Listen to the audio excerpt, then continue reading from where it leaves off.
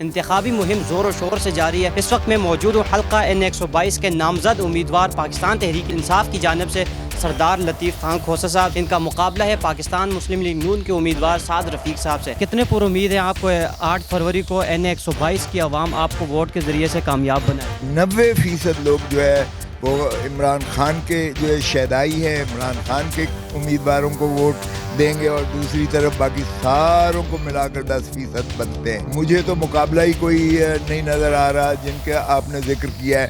ہاں، البتہ کوئی غیبی قوتیں جو ہیں وہ اگر مداخلت کرتی ہیں تو اور بات ہے۔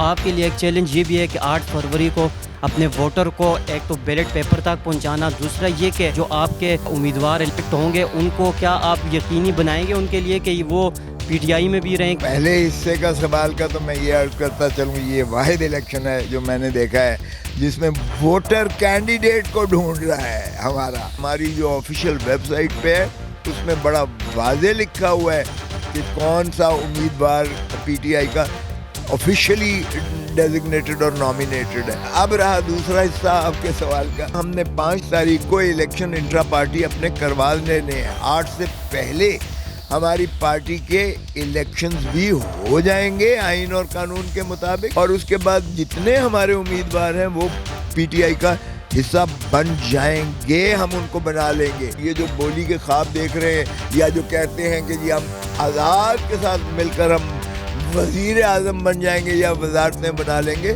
یہ خواب ہی خواب ان کے رہ جائیں گے۔ اور 8 فروری کو آپ دیکھیں گے کہ نواز شریف شام کو رات کو جو ہے یہ فلائٹ لے کر اور اس کی گونج ہوگی، مجھے کیوں بلایا، مجھے کیوں بلایا۔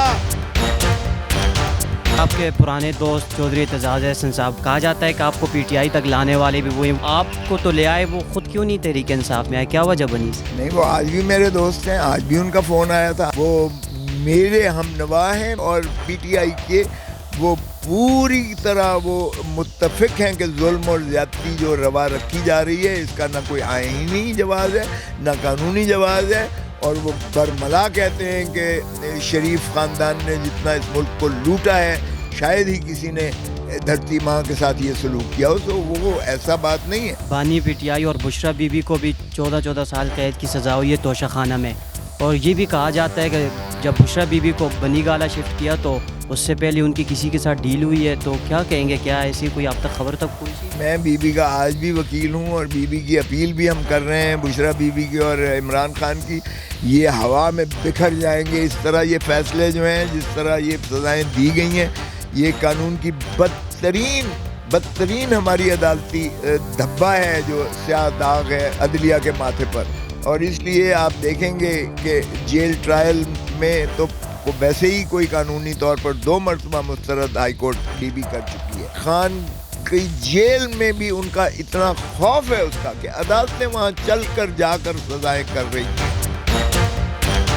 سردار لطیف کھوسہ صاحب ہمارے ساتھ موجود تھے۔ اب فیصلہ 8 فروری کو ہونا ہے کہ N122 کی عوام کس کو کامیاب بنائے گی۔ اس کے ساتھ ہی اپنے میزبان شہزاد نواز کو اجازت دیجیے۔